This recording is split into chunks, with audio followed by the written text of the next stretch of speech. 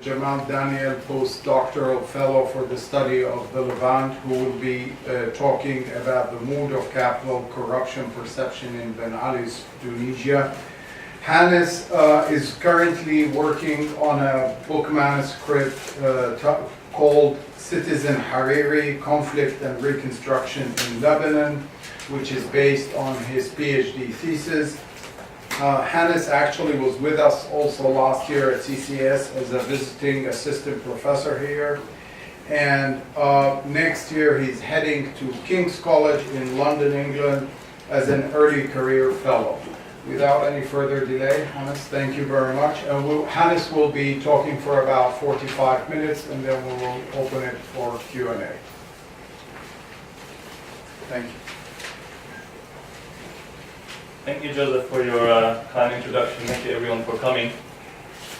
It's an honor to be invited to give a lecture as the Jamal Daniel Levant Fellow this year. Special thanks go to the Levant Foundation, which is making my postdoc fellowship possible, and also to Jamal Daniel personally. I would also like to thank the CCAS for hosting me. Everyone kind of involved in making me feel so welcome. Osama Abimershad, Dilyan Salimi especially, and also to Elizabeth Sexton for organizing the talk today. So I will be talking, I did my PhD research on was a political biography of the Lebanese businessman politician Rafik Hariri.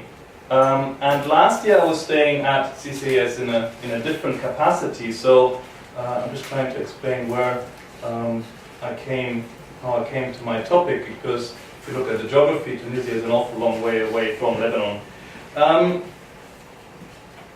So last year I presented my PhD, and rather than rehashing what I did present last year, I want to turn my attention to a new piece of research which I hope to publish as a journal article. So please take it for what it is. I'll make some bold claims, hopefully entertain you with tales of power, money and corruption, and then you can train your guns on me during the Q&A, and hopefully I will then be able to plug the holes that you shoot into the argument and make the paper float as a journal article.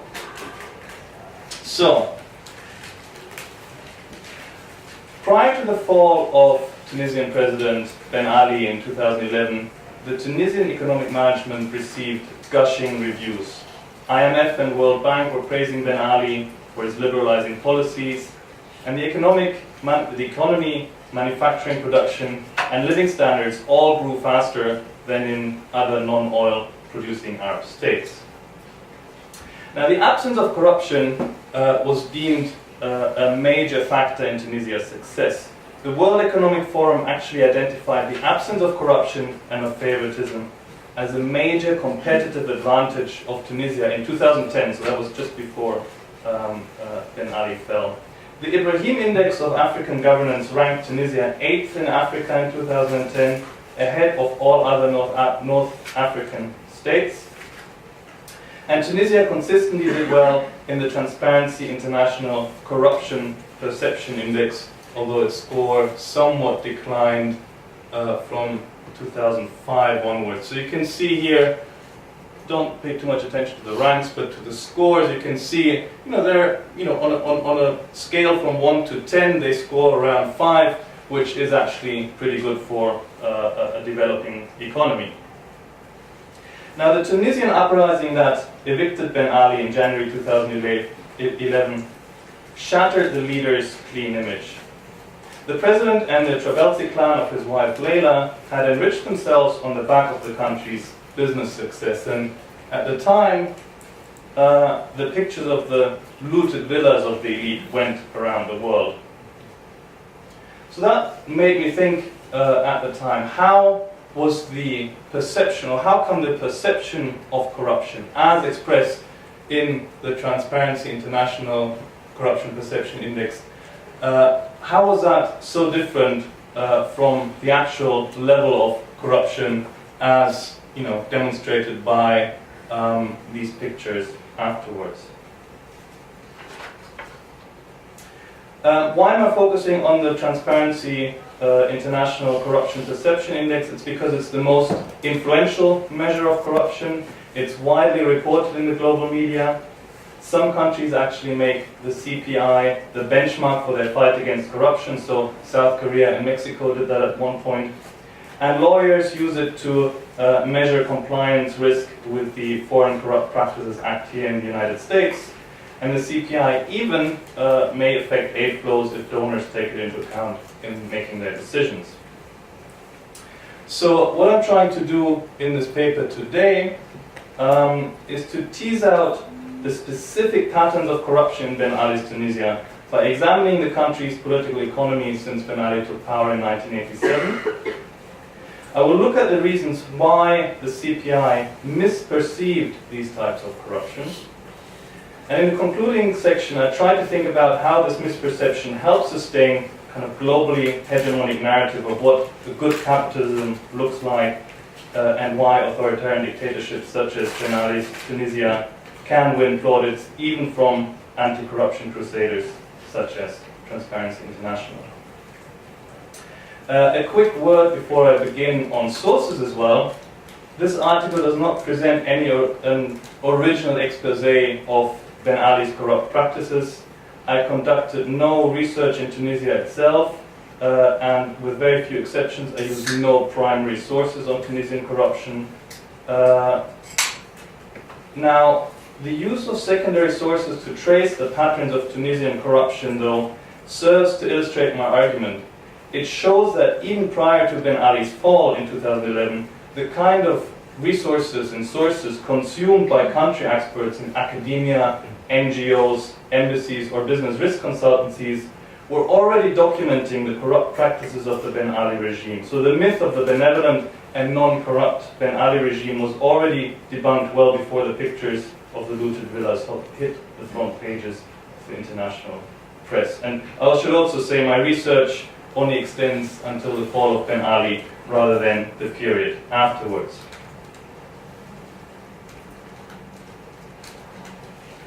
So the rational choice literature on corruption tended to reduce corruption to bribe paying. But corruption can take many different forms apart from bribery. It can occur at various different levels of government.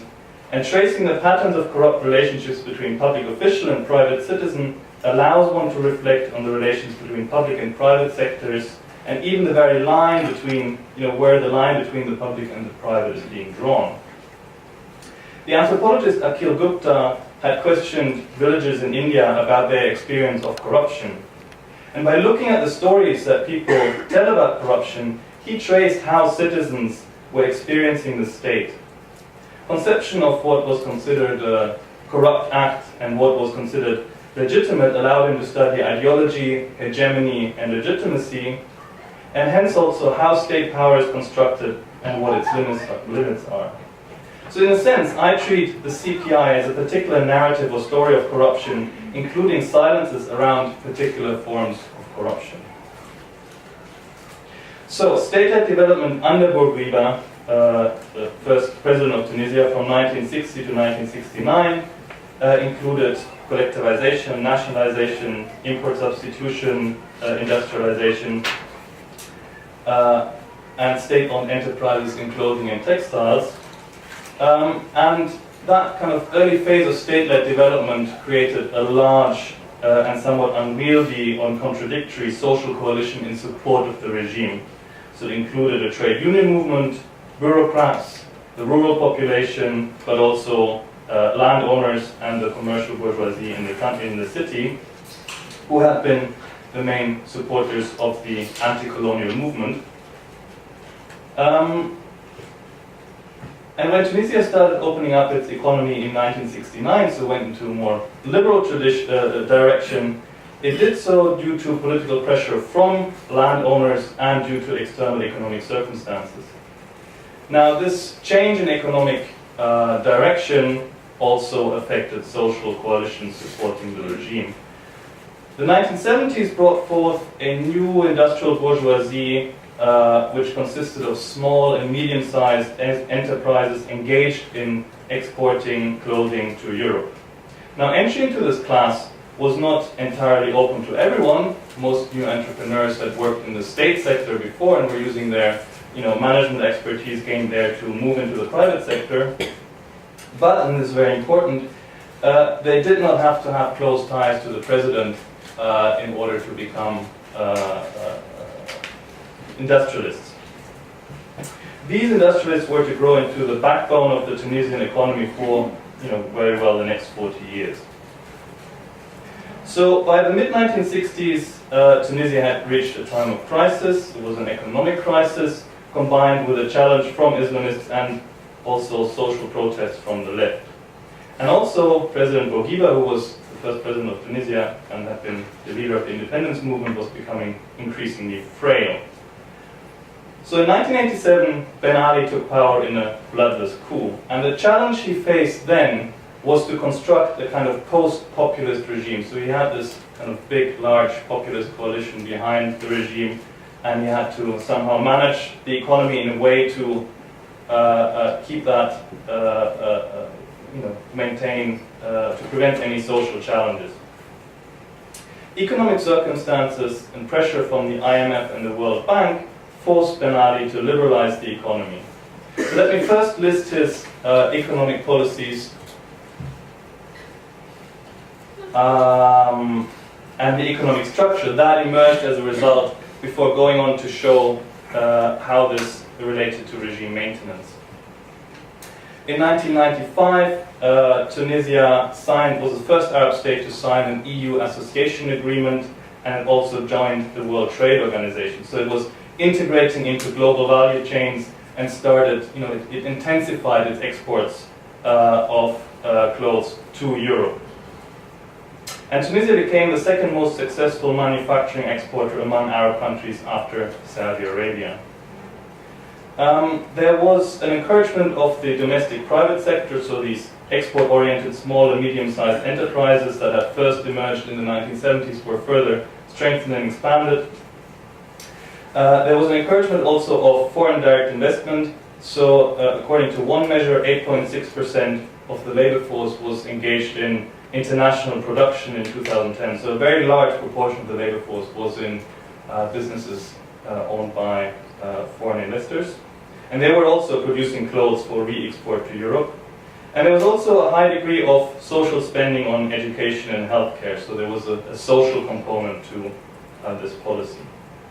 Now this policy had certain successes. Economic growth was one of them. Real per capita GDP almost doubled between 1987 when Ben Ali came to power and 2010, so the last year when he was in power. And in the Human Development Index, Tunisia was outperforming all other North African states in 2010. Now, that was the basis for Ben Ali to claim that there was some kind of economic miracle, and that became one of the central legitimizing myths of the Tunisian ruler. But it kind of glossed over several failures in the Tunisian strategy. Peripheral rural regions of the country remained underdeveloped, and the Ben Ali regime, in order to gloss over that, manipulated socioeconomic statistics. So after the revolution, for instance, poverty rates were revised up from 3.8% to 10%. While Tunisia under Ben Ali managed to sell clothes to Europe, it failed to transform the economy to develop a high value added manufacturing.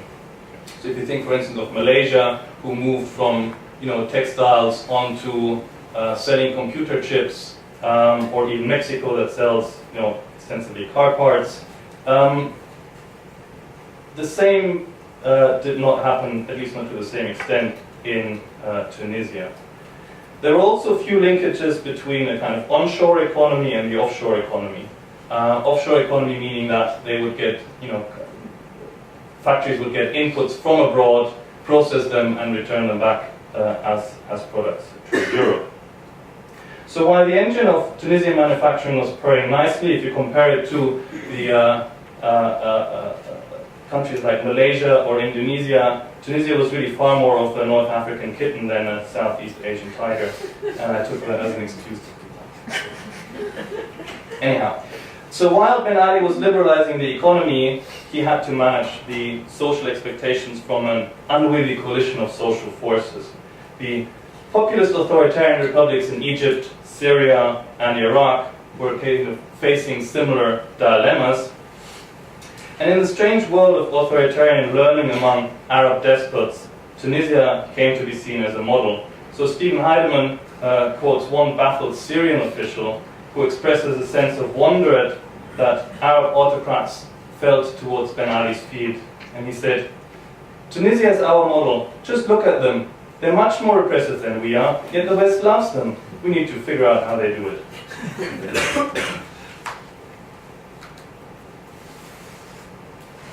Now, the economy was at the heart of Ben Ali's survival strategy. And he used economic policy to win European allies and to deal with challenges from society. So in terms of foreign allies, I mentioned that he signed an EU association agreement, he invited foreign direct investment, and he also controlled immigration, which is one of the main concerns of Europeans vis-à-vis the North Africa. Another main concern of the European governments was a perceived threat from Islamic terrorism, especially as Algeria was sinking into civil war in 1992. So Ben Ali started locking up members of Rashid Ghanouchi's Islamic movement. And interestingly, where the economy comes into this is, once Islamic activists were released from prison, they faced a kind of social death. They needed to report to police stations every day or at an hourly basis, even making employment impossible. And so many Islamists were only allowed to reintegrate into the labor market and wider social life if they followed the rules and recognized the dominant political system. Another group that Ben Ali had to deal with were the trade unions, and structural changes in Tunisia's economy weakened the power of organized labor. Now, the regime had already decapitated the trade union movement, but it still sought to kind of win it over as an ally, as organizations that could mobilize society in support of the regime. So it made several concessions to them. It slowed the decline in wages. It only slowly privatized state-owned enterprises, and labor laws continued to provide some employment protection. The system of social security was used to keep rural and urban poor in line. So there was a National Social Solidarity Fund, which the French acronym is FSN, which paid for development projects in Tunisia's periphery, in the shadow zones, which remained largely untouched by the economic miracle. The distribution of the fund was entirely at the discretion of Ben Ali, and a well-oiled PR machine would then publicize the president's grandeur. One time they flew in Gérard Depardieu and Catherine Deneuve to kind of show the wonderful projects that they were doing, just as kind of an example. So the fund controlled the unemployed through strategic access to resources, benefits, and jobs. But it was not just the recipients who were thus exposed to social and political control, but also those who paid for this fund. Contributions were tightly policed through various social mechanisms. Employers encouraged employees to contribute, teachers collected from their students, administrative directors from their teams of civil servants, and so on and so on. In order to collect contributions from private businesses, the state threatened tax audits, and these would inevitably unearth a break of the country's deliberately arcane tax rules. There was also another fund, the Banque Tunisienne de Solidarité, which operated on a similar model as the Social Security Fund. State aid was also used selectively to benefit cronies. For instance, a European Union funded program to upgrade the industry was allocated selectively to those close to the president. Cronies were given easier access to loans from state-owned banks, and state power was also used to benefit cronies engaged in real estate development, for instance, through zoning laws.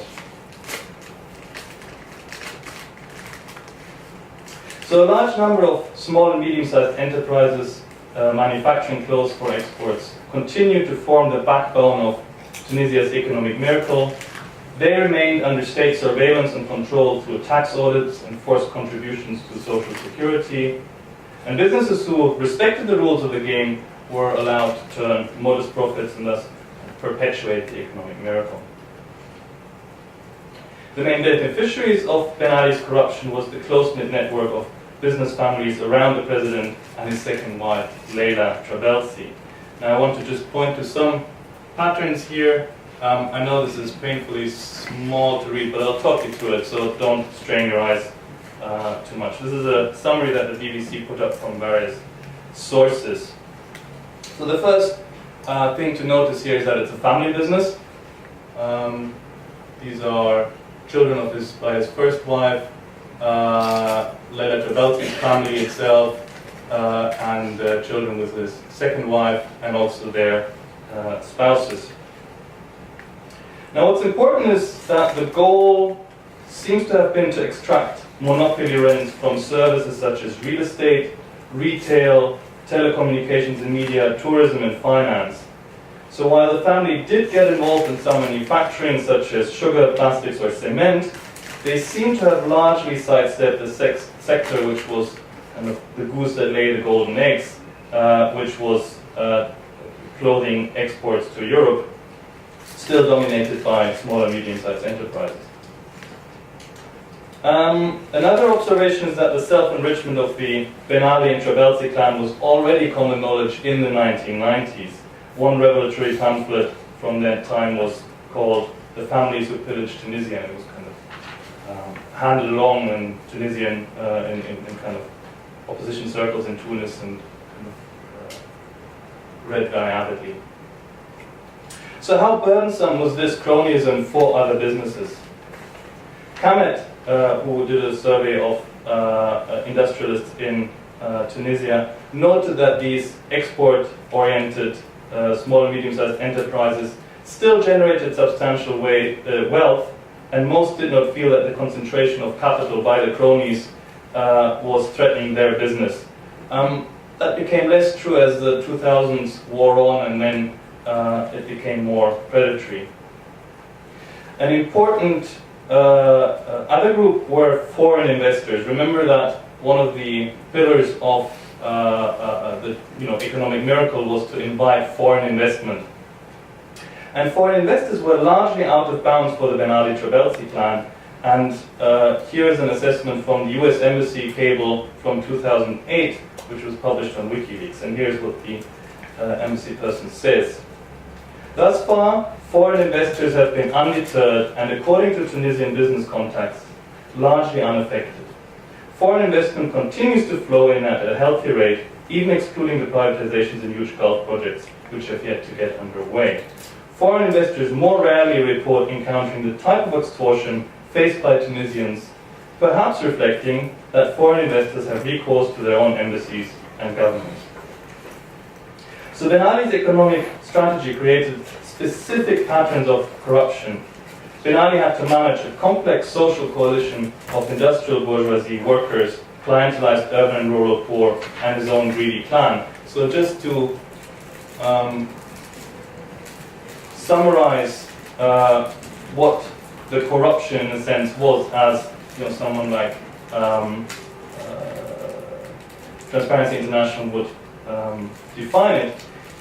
He controlled urban and rural poor through a fund that he administered without external oversight. The contributions of those funds were extorted from the whole society, including from small and medium-sized businesses through punitive tax audits. So this falls into the definition of political corruption. In the 2000s, this fund was also less and less used for patronage and more for personal enrichment. And then we have the cronyism of the family since the 1980s, since it existed in the 1990s, but became increasingly predatory in the 2000s. And I just want you to remember, because that'll become important later, that foreign investors were not immune, but they were largely shielded from the effects of corruption. So this brings me on to how corruption was perceived by Transparency International. And I argue that particular patterns of Tunisian corruption led to an underestimation of corruption by Transparency International. So the Corruption Perception Index is a composite index, and here is how it works. Transparency collects reports from other institutions, other kind of global rankings.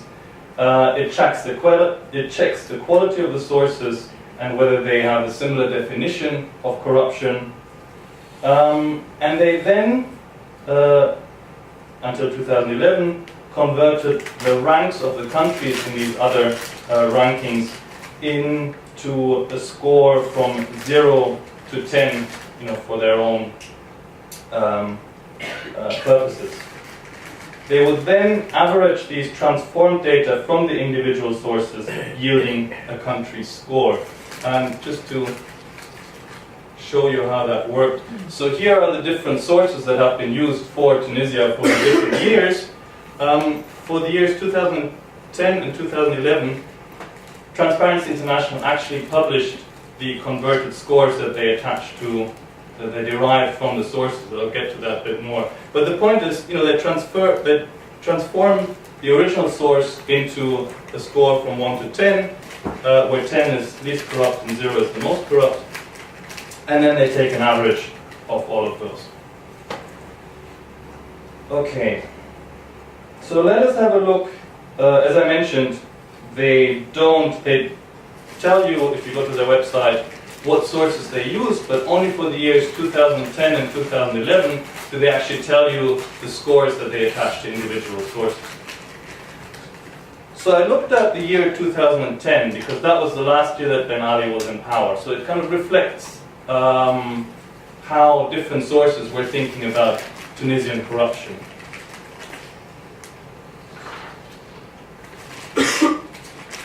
And I made two observations that were quite interesting that I kind of dug into. The first one is that, and unfortunately I don't think you can see that very well, but the World Economic Forum scores for Tunisia are a lot higher than the other sources. They give Tunisia in 2010 6.6, and that is also counted, from two different years. I'll say more about that. So 6.6. The next highest is the IHS Global Insight Risk Rating at 4.7, and then Economist Intelligence Unit at 3.3, African Development Bank at 2.5, and Bertelsmann Foundation at 2.3. So what stands out is that the World Economic Forum gives them a very, very high ranking in Tunisia. So where does that come from?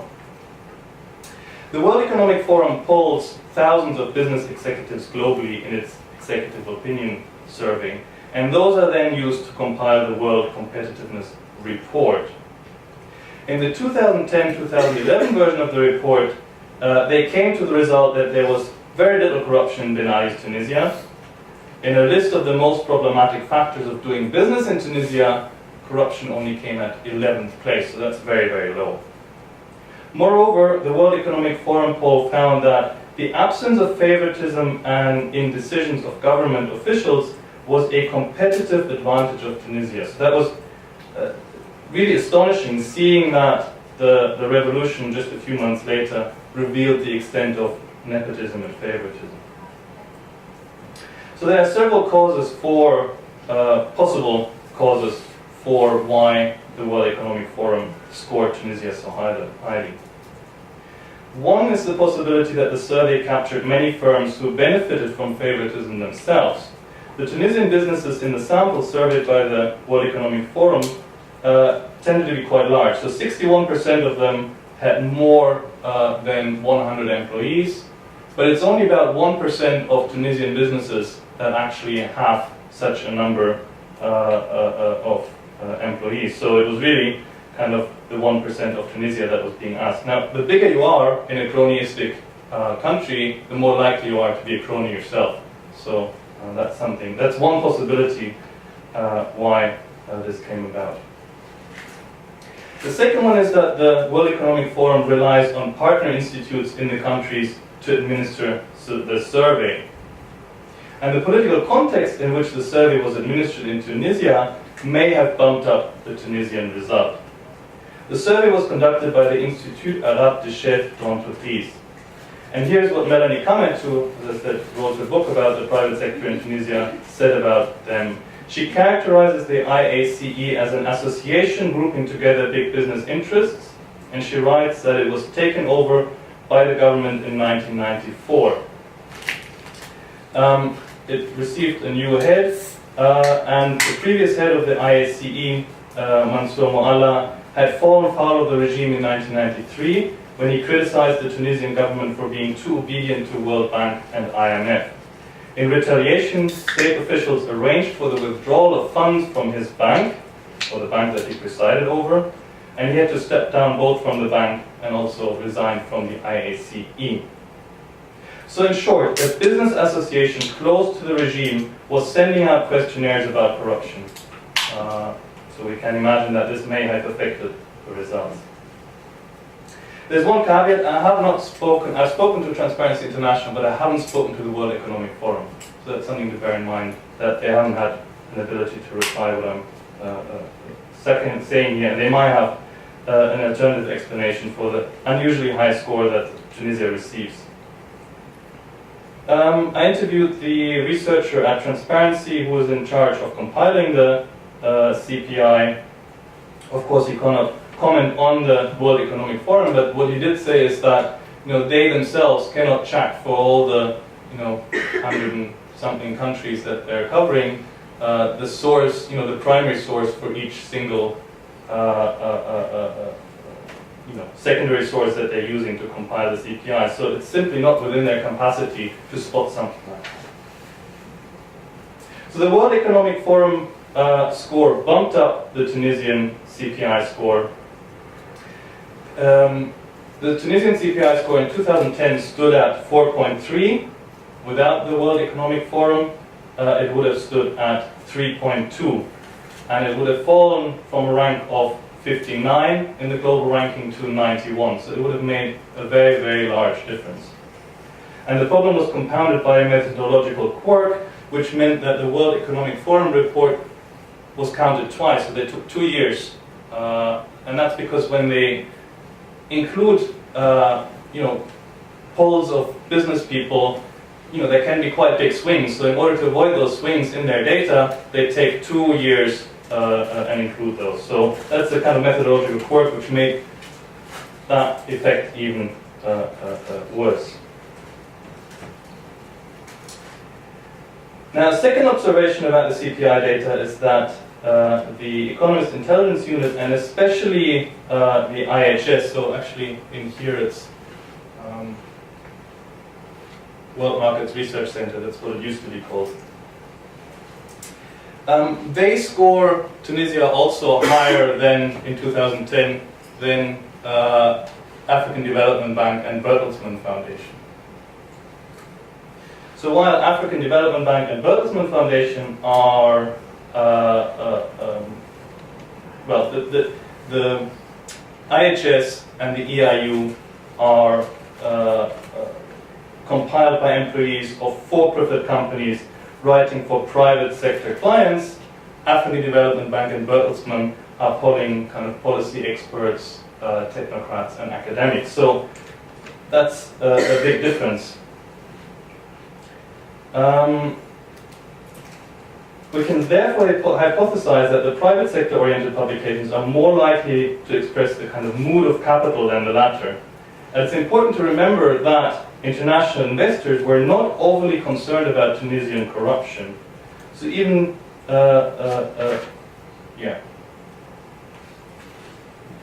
A closer look at the questions that the experts were asked is also insightful. So African Development Bank and Bertelsmann are concerned about whether rules and regulations were in place to prevent corruption, and the low score that Tunisia received suggests that they felt that those rules and regulations were absent.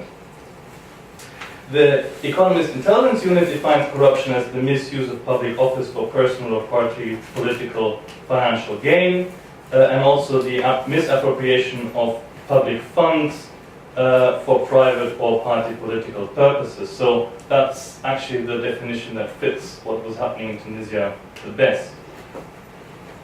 Now, IHS is interesting because they give Tunisia a very high score, and what they do is they try to assess risk to global investors by assessing the likelihood of encountering corrupt officials in the country.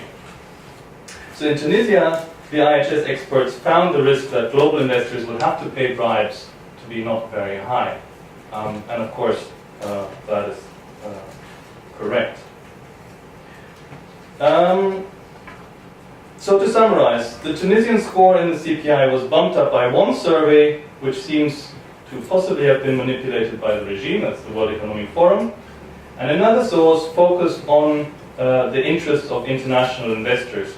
International investors who don't suffer very much from corruption, and that again bumped up the Tunisian score. And it's also worth noting the voices that are absent from these surveys.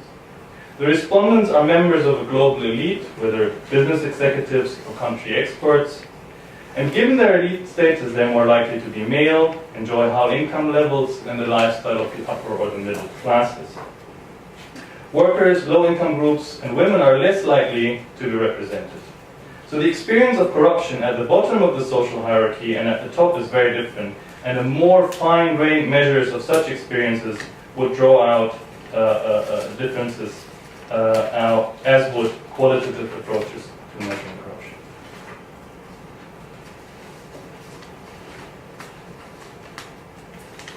So what does all of this mean?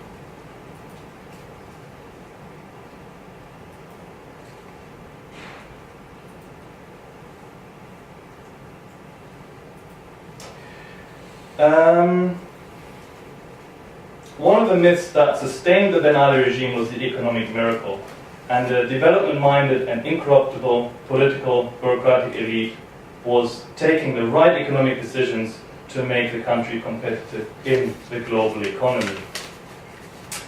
So Transparency International, by giving them, in a sense, too high a score, unwittingly, I would argue, helped sustain the myth of the economic miracle because they were bumping up the score. So I think there are several larger problems with the CPI. Transparency argues that the CPI is more accurate than the single sources it uses because it represents a variety of views and perspectives on corruption. However, the balance of perspectives is not a choice of transparency researchers, but is simply dictated by the availability of sources. So, let me just go back to make it a bit clearer maybe. In 2010, Transparency used 3 private sector-oriented sources for assessing Tunisia, so that's the EIU, IHS, and the World Economic Forum, and 2 policy-oriented sources, African Development Bank and Bertelsmann. And it even counted the World Economic Forum twice for methodological reasons. Now, who is to say that that is the correct balance that arrives at the correct assessment of corruption? Also, I kind of tried to divide the sources that Transparency International was using to assess Tunisia between 2001 and 2011. And I divided them into those that are policymaker oriented, so from here, and those that are oriented towards international, so private sector and international business. And what you can see is that there's a preponderance of private sector oriented input.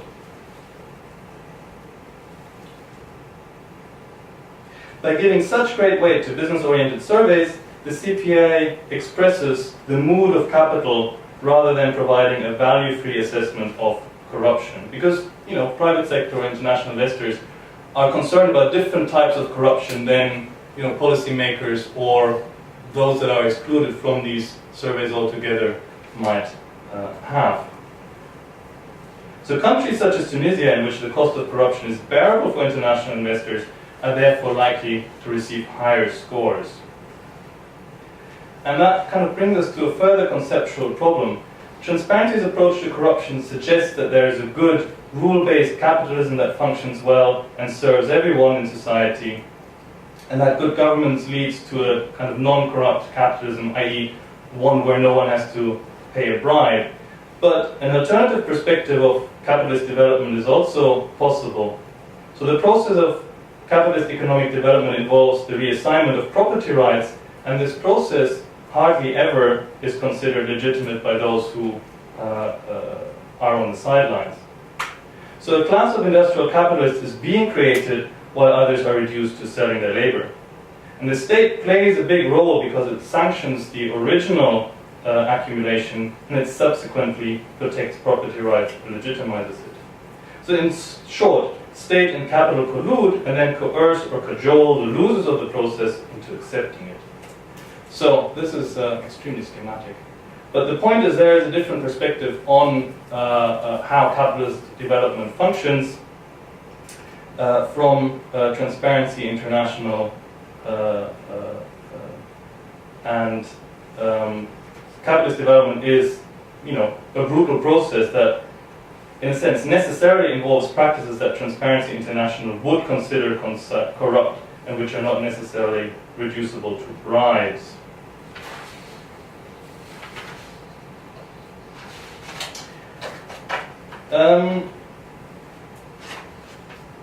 I think I will actually conclude here.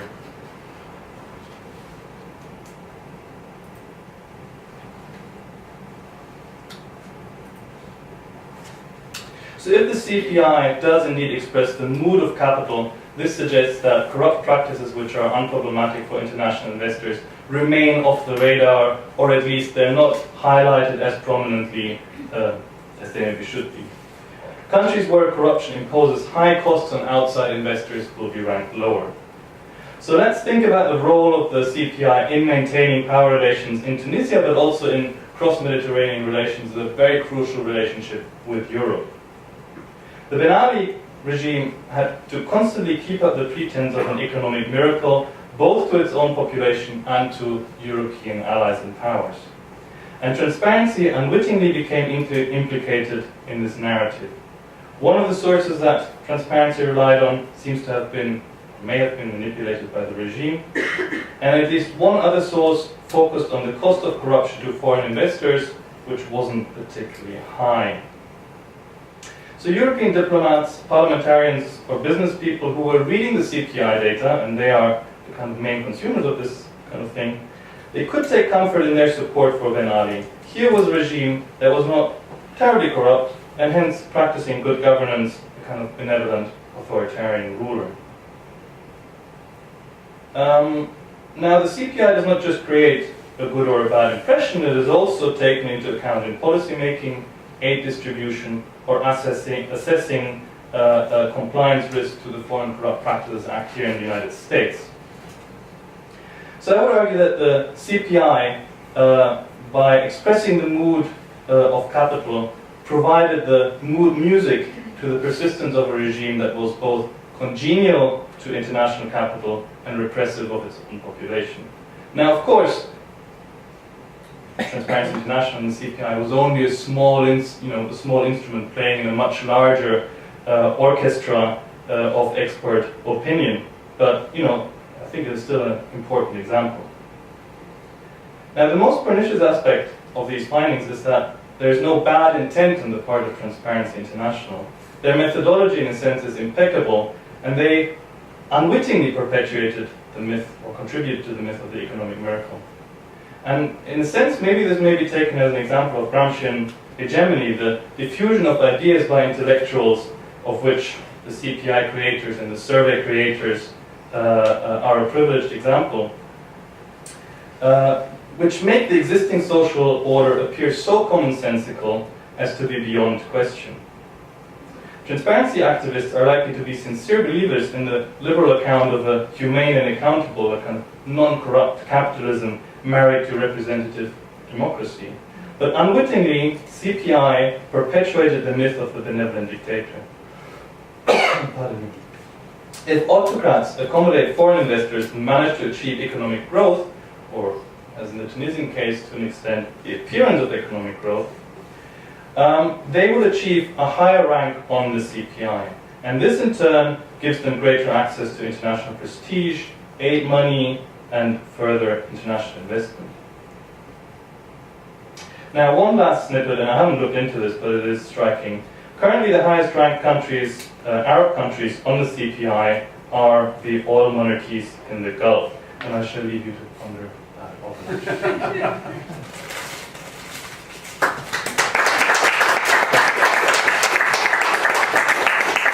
Hannes, thank you very much for this comprehensive presentation. We'll be taking questions.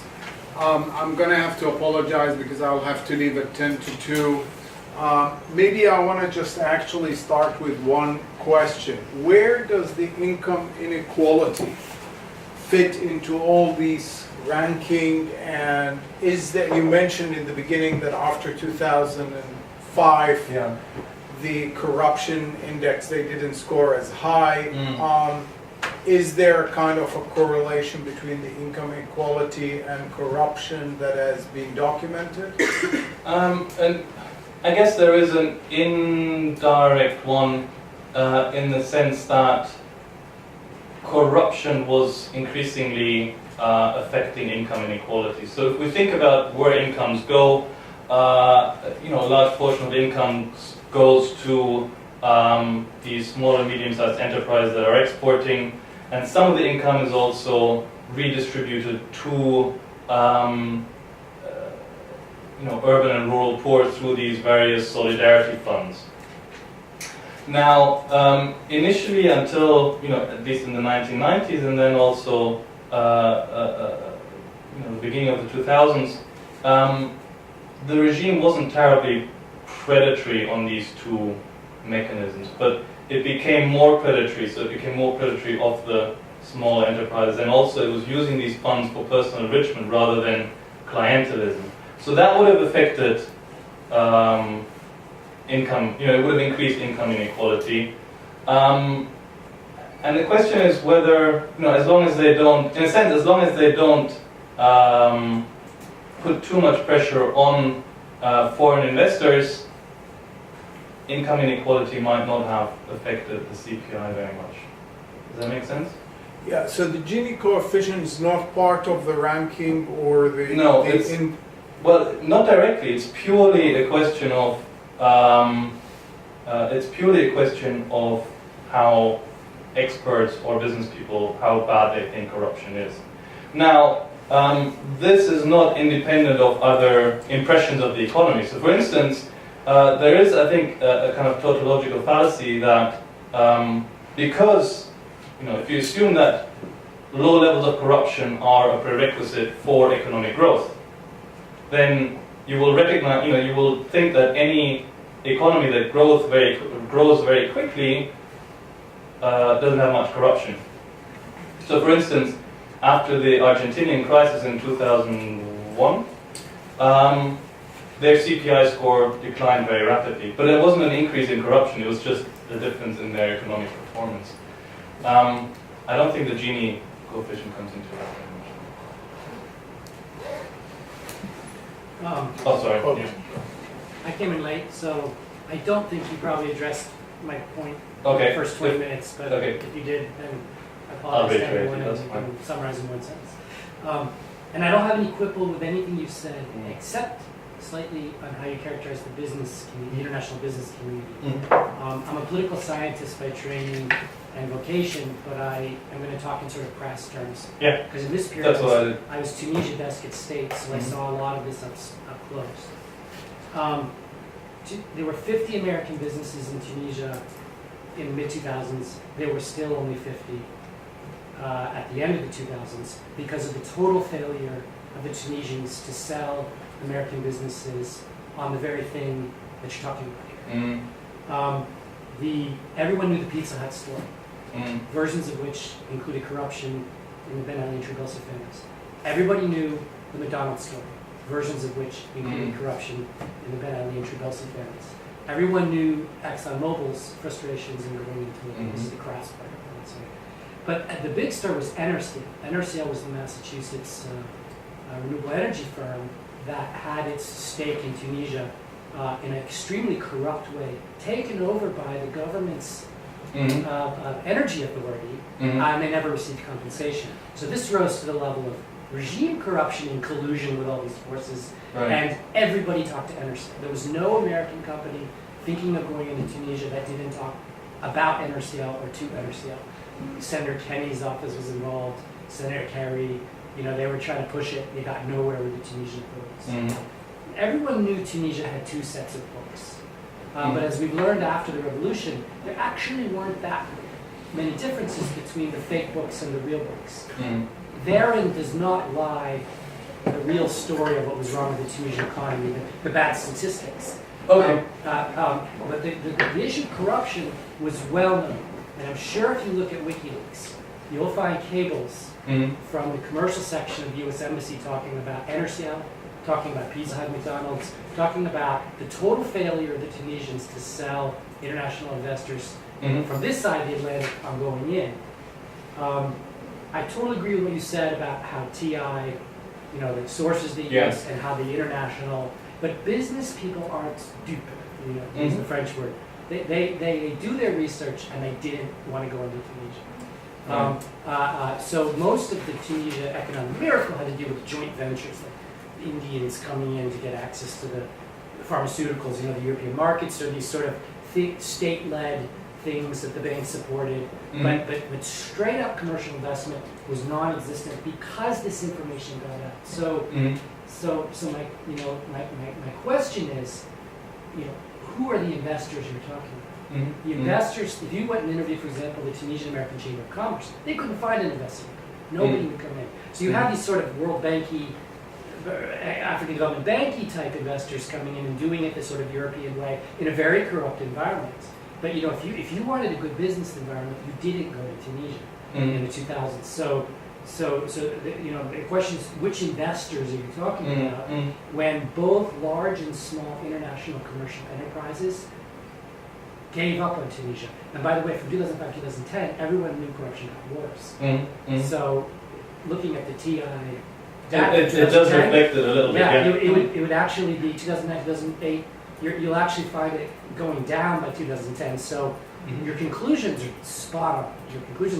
The strategic critique of the data. I mean, I love the conclusion here. We didn't fully understand corruption because the data was corrupted by the same forces that were corrupting, the economy, and that's great. But how do you deal with this whole other narrative of high awareness about corruption? So my conclusions, and that's what I meant with shooting holes in my theory, by the way. But in a sense, my conclusions rest on two pillars. One of them is that there was manipulation, possibly, and the other one is that foreign investors weren't too bothered, and so those sources that look at foreign investors were reflecting that. And they were bothered. Right. That's where the hole comes in. Well, I took my assessment from one of the WikiLeaks cables where he said that they were fairly shielded. There were certain, what might be what might be one explanation of different assessments of how onerous it was for foreign investors to invest in Tunisia. And I'm just throwing this out, maybe you can even respond to that. It depended maybe a little bit on the sector, because my sense was that the cronies were mainly going for easy partnerships or monopoly cooperation in things like real estate, distributing oil maybe as well, petrol, food, tourism, etc. So if you were investing in clothing production, maybe it was easier. And also, there was an example, they gave an example of one German company which wanted to invest, and I think the Trabelsis tried to get a part of the action, but the German embassy put themselves on their hind legs and managed to fend them off. I also think that, they became more, it became more of a problem over time. So what would actually be interesting is, and I've asked Transparency this. Oops.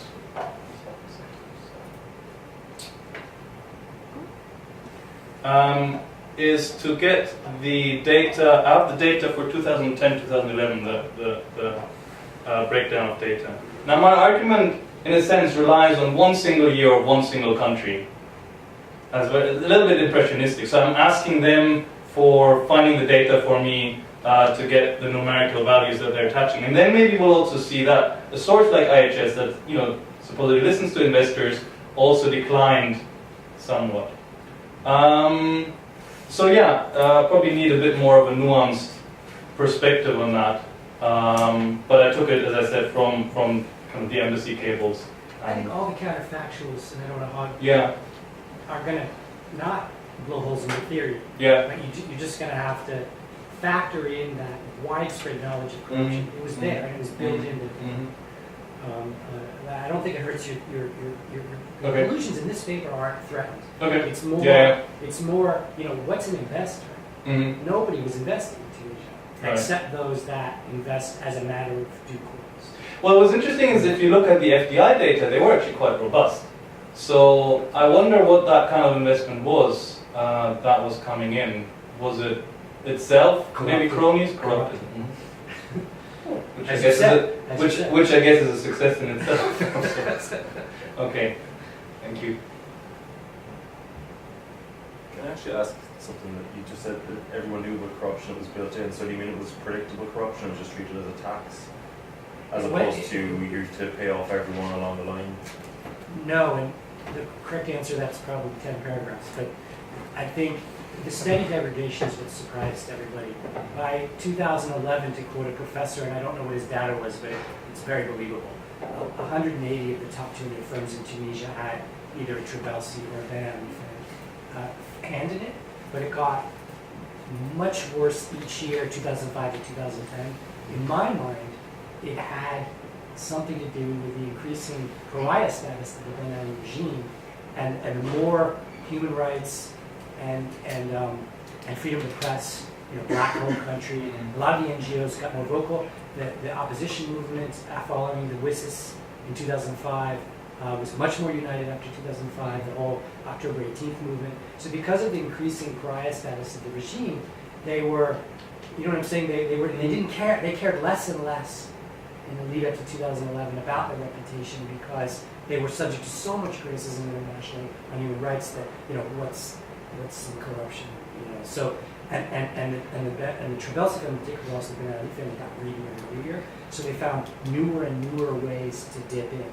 And so the non-predictability of it was, what are they going to come up with next? So maybe one way of putting it into phases is to look at the post-2005 phase as a kind of predatory spiral. You know, Yes. we have nothing to lose, so we'll just get as much as we can. And, you know, the WikiLeaks cables, they describe some pretty crass, you know, behavior. It got worse. So in that sense, it was predictable. Right. You know. But I mean, in a sense, almost the more interesting part is the 1990s and, you know, up to 2005, when this myth of the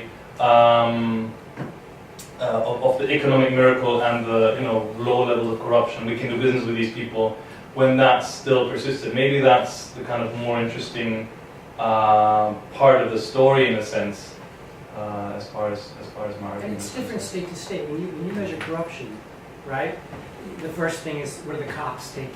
What are the low-level bureaucrats taking? And that was significantly better in Tunisia. Right. So the sort of that narrative didn't match. So I'll take one more second because I want to hear what everyone else has to say. But you know, Moroccan corruption, it's one country. You know, in Algeria, it's the generals. You know, and but in Libya and Tunisia, it was the Fed. You know, so this kind of family-based corruption didn't necessarily match, and this gets back to why you're right, anyone's narrative of what corruption are we looking for. So if you're the World Bank doing your annual doing business in a country, right, and they look for corruption type A, B, and C and don't find it, then they say, okay, we didn't find that, it's that bad. You know, you don't have to pay off the ministry official to get your license. You know, we got it in 90 days in Tunisia instead of 30 days, so we'll downscore them a little bit there, but they're not that bad. Totally missing that a lot of companies weren't in Tunisia because of the Trabelsi and Ben Ali rackets. Right. Thank you. Nice. I'm interested in sort of what your insights have come to be, you know, through this project, maybe others, on how we study corruption, right? And so, you know, I think you mentioned that specifically the way these indicators get at it are very business oriented, very private sector oriented. but many people would think of corruption as a political phenomenon, you know, and this takes different forms everywhere, right? And so, you know, you did mention qualitative approaches and Gupta's work, and it was, you know, really fascinating, and how people experience the state. But how, you know, especially in let's say the Middle East, Yeah. how do we get at these practices and patterns that change over time? Well, in a sense, it's a bit unfair because my approach is usually kind of single or, you know, small and qualitative studies. So, you know, I'm always going to be dissatisfied with the large, you know, what CPI does, because they have to, you know, reduce a very complex phenomenon to a single number. Yeah. So that's, I think, the first thing to say. The second thing to say is then, you know, not to, you know, I don't want to sound too harsh about Transparency International. You know, they're doing the right thing. It's a very important advocacy tool. If your country is very low in the CPI, it looks bad. What I'm a little bit more, coming back to social scientists, what I'm a little bit more circumspect about is when these numbers are then plugged into, you know, quantitative studies, large and quantitative studies, as a proxy for corruption, because, you know, it can mean so many different things politically. I wanted to talk about, you know, South Korea, for instance, because there's this phenomenon that South Korea, for many, many years, you know, in the academic literature, there's the developmental state literature, which, you know, in its early form said, you know, there are these development-minded and uncorruptible bureaucrats, highly competent, who kind of lead the development process. And actually that narrative traveled from South Korea to Tunisia, and some of the writing on Tunisia kind of picks up this idea of the developmental state and the uncorrupt elite. So I think what I was trying to push a little bit is that you're always going to have some kind of corruption, even in high growth economies, or in a sense, you know, creating business people is very, very rarely a kind of non-corrupt venture. The question is, what forms of corruption still lead to efficient investment and what don't? And in a sense, that's just not taken account of if you look at something like Transparency International. Does that answer your question? Sure. I mean, maybe one very quick follow-up is like, let's say you took this critique a step further and designed a qualitative, for lack of a better word, or interpretive, however you interpret it, right? What would it look like to go to Tunisia? Well, you know, you could look, for instance, at countries like the Gulf countries, see if it holds there. You could look at countries that maybe have been ranked unfairly low because they're not very welcoming to foreign investment. So, you know, let's take, and I'm just throwing this out here, I'm not saying this is necessarily holds, but, you know, let's take Syria before the decline into civil war.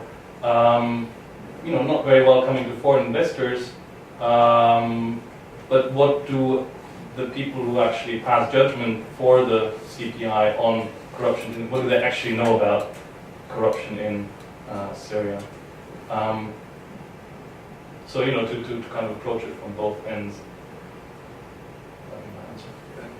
So I just want to ask a very small point, but I just want to ask, you focus very much on the kind of World Economic Forum, that particular survey of businessmen. I want to ask about some of the other ones, and if you'd had a chance to look at, for example, the Economics Intelligence Unit or the World Markets Research Centre. Yeah. What do they actually do? Do they actually go out and do surveys of businessmen? No. Because I can't imagine that EIU does it. The World Market Research Centre is a tiny organisation that produces. Nobody works for them, really second-rate political risk analysis, political risk analysis. And I suspect a lot of it is just kind of circulated or recirculated impressions that are, you know, obtained from open sources, from the media. They're not actually conducting think tanks do this type of thing all the time as well. There's just there's a kind of industry of reproducing the myths and narrative you're talking about. Which is particularly dangerous with a country like Tunisia. Yeah. This kind of feedback loop. But do they do something different, or are they just regurgitating the received ideas? Well, what I did look at was not so much the quality of their research, but more what questions they were asking. How do they even define? What do they ask their experts? So they ask, usually their own in-house experts, and This was warm. right. For each, they cover 3 countries of the EU, don't they? Yeah. And they. The interesting thing was that the EIU definition, what they were asking, was actually, would have captured the kind of corruption that was present. So, for instance, using public funds for your own political ends, right? So maybe that accounts for why, at 3.3 they're actually not as kind of positive as the world markets. It's actually called IHS now. I don't know if that makes any difference, but. And I mean, the quality of the research I haven't looked at. I mean, the EIU, I looked at them a lot when I was doing Lebanon. They do fairly decent analyses and kind of rolling, and so, that's a judgment that's kind of very difficult to make. Thanks, I really enjoyed it. Kind of interesting. Thank you. One question I had was regarding the CPI. Do you think if it were to encompass some of the more low-level corruption from people who are kind of more excluded, and take that into consideration, that by virtue of being kind of a more macroeconomic view with an audience that's maybe political level elites and business people, that its use value would go down, and kind of by virtue of its position as an indicator, it is pressured to reflect its business. So even though maybe nobody intended for it to overrepresent or underrepresent corruption, there are other kinds of pressures that make its use value contingent upon. I think the first thing to say is that they themselves don't see they're an anti-corruption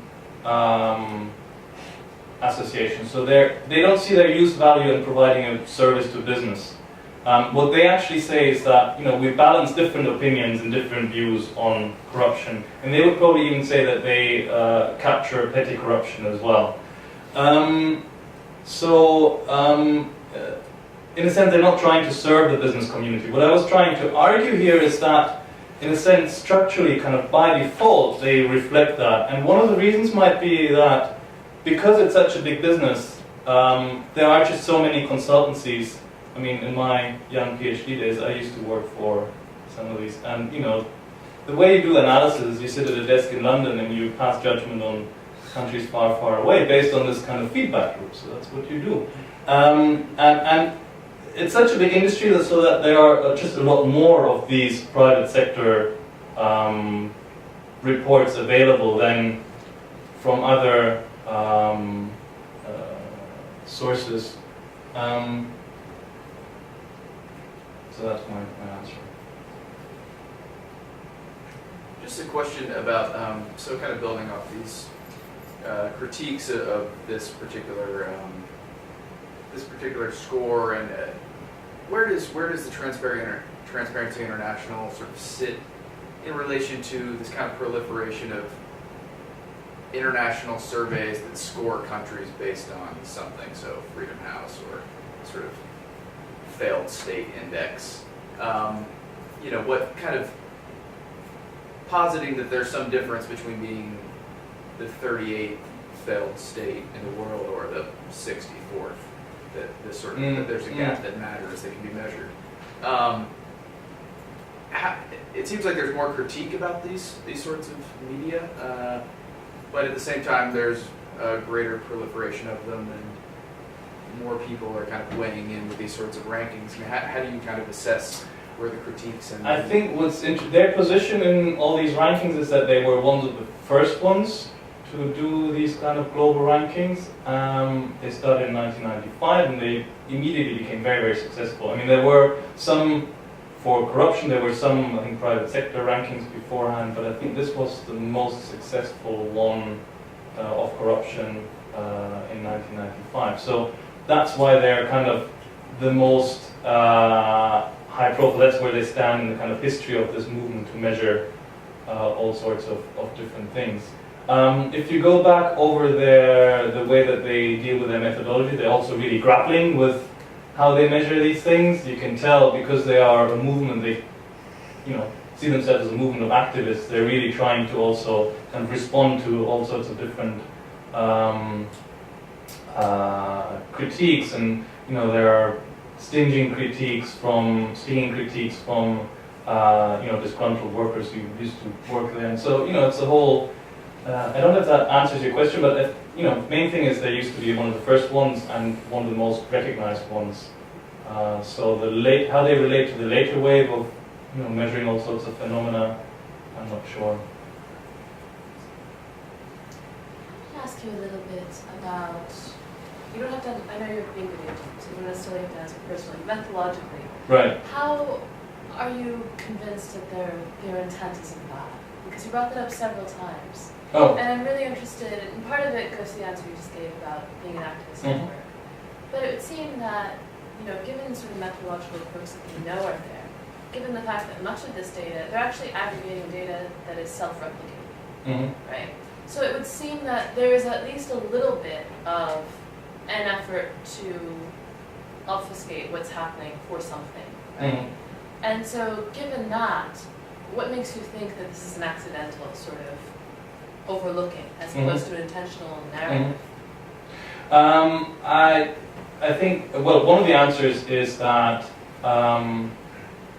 they are activists, they have a certain claim to what they're doing. So let's take that at face value to start off with. And then let's look at the pressures that are on them. First of all, they've got this incredibly successful product that they need to keep in the news, to keep their organization running, and the CPI is, in a sense, the kind of signature output that they produce. They also produce a lot of very interesting research. I think it's called the Global Bright Payers Index. They have a global corruption.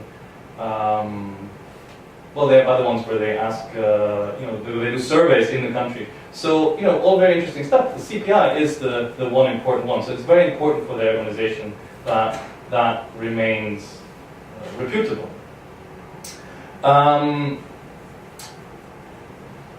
In terms of their politics, in a sense, they are activists, but they're not rocking the boat, right? So they're saying we want a capitalism that is, nice and non-corrupt. We want to bring forward good governance. And what that means is also that they try to build coalitions. So they try to go to countries and work with business and the administration to have some kind of outcome and produce laws and greater accountability.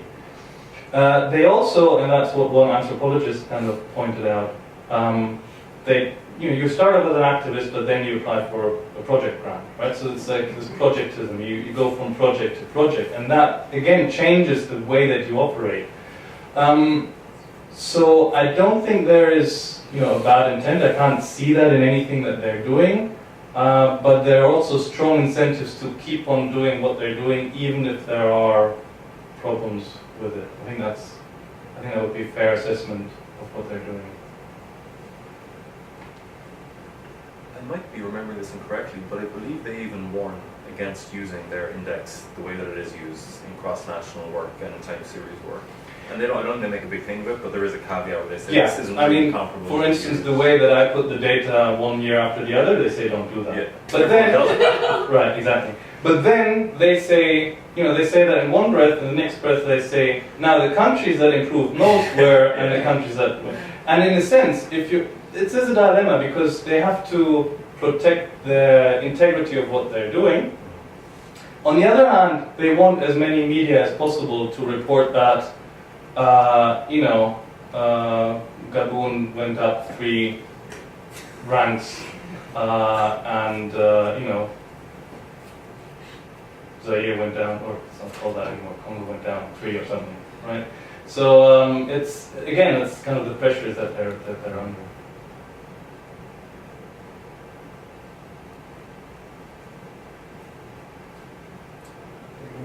comments, questions? Thank you very much. Hannes, Everyone thank you for very coming much. and for the very, very good Thank questions. It was very helpful for what I'm trying to do. Thank you very much.